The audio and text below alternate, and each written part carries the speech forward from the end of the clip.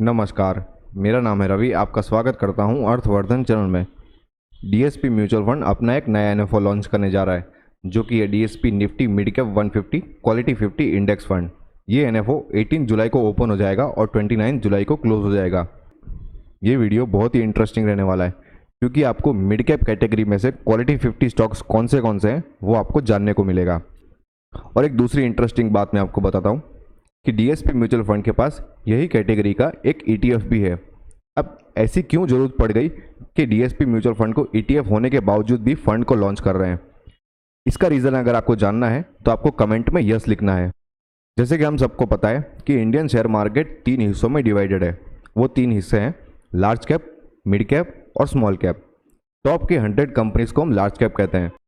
उसके बाद की 101 से लेके 250 कंपनीज को हम मिड कैप कहते हैं, और 251 के बाद की जितनी भी कंपनीज है उनको हम स्मॉल कैप कहते हैं।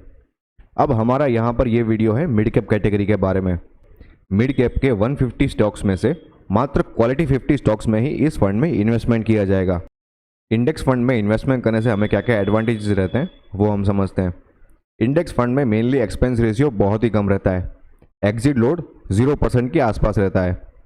इसमें मेनली इंडेक्स को ट्रैक करते हैं। इंडेक्स फंड में रिस्पेक्टिव सेक्टर्स की टॉप कंपनी शामिल होती है। इंडेक्स फंड में इन्वेस्टमेंट करना बहुत ही कन्वीनियंट रहता है और लॉन्ग टर्म के लिए भी बहुत ही अच्छा रहता है।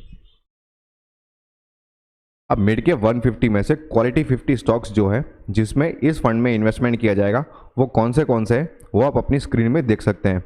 आप चाहे तो अपने इस वीडियो को पॉज करके ये सारे 50 स्टॉक्स को नोट कर सकते हैं। ये सारे स्टॉक्स ऐसे हैं जिनको आप जानते ही होंगे।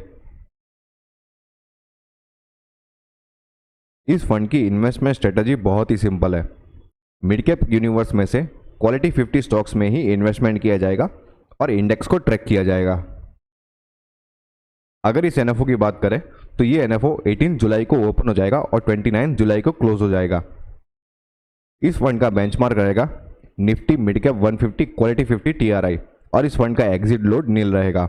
मतलब आप अपने पैसों को कभी भी रिडीम कर सकते हो और आपको किसी भी तरीके का एग्जिट लोड पे करने की जरूरत भी नहीं रहेगी। ये एक ओपन एंडेड फंड रहेगा, मतलब आप इस फंड में कभी भी अपने पैसों को इन्वेस्ट कर सकते हो और कभी भी अपने पैसों को रिडीम कर सकते हो। और एक खास बात यह है कि आपको यहाँ पर एग्जिट लोड भी पे करने की जरूरत नहीं रहेगी। ये फंड रेगुलर और डायरेक्ट दोनों ही मोड में अवेलेबल रहेगा। इसमें ग्रोथ और डिविडेंड दोनों ही ऑप्शंस अवेलेबल है। आप इस फंड में एसआईपी, लमसम, एसडब्ल्यूपी या स्ट्रिप चारों में से किसी भी मोड में अपना इन्वेस्टमेंट स्टार्ट कर सकते हो। मिनिमम इन्वेस्टमेंट की बात करें तो लमसम मोड में 500 रुपीज़ से आप अपना इन्वेस्टमेंट स्टार्ट कर सकते हो, या फिर अगर आपको अपनी एसआईपी स्टार्ट करनी है तो 500 रुपीज़ पर मंथ से आप अपनी एसआईपी स्टार्ट कर सकते हो। इस फंड के 2 फंड मैनेजर्स हैं। पहले है अनिल गिलानी, जिनको 23 साल से भी ज़्यादा का एक्सपीरियंस है। इन्होंने अपना करियर डीएसपी म्यूचुअल फंड से ही शुरू किया था और ये अभी के समय में head of passive investment and products है। अगर इनके एजुकेशन क्वालिफिकेशन चेक करें तो इन्होंने अपना सीएफए कंप्लीट किया है सीएफए इंस्टीट्यूट यूएसए से, और इन्होंने अपना सीए भी कंप्लीट किया है आईसीएआई इंस्टीट्यूट इंडिया से। इस फंड के दूसरे फंड मैनेजर है दीपेश शाह, जिनको 21 साल से भी ज़्यादा का एक्सपीरियंस है।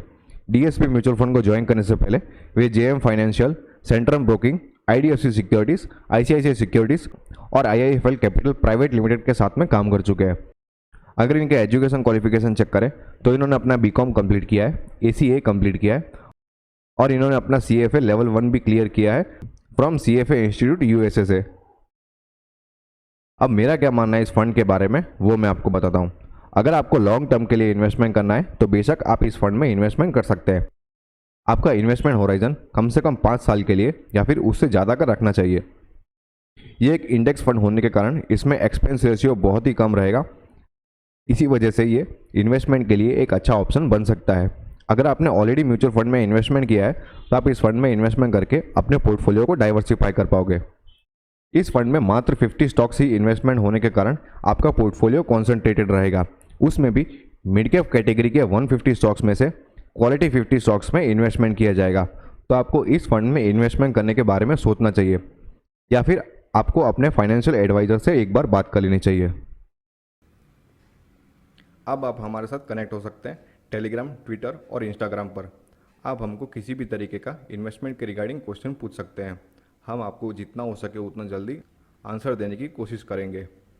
होप ये वीडियो आपको पसंद आया होगा। अगर ये वीडियो आपको अच्छा लगा तो लाइक करो, शेयर करो और सब्सक्राइब करो। Thank you.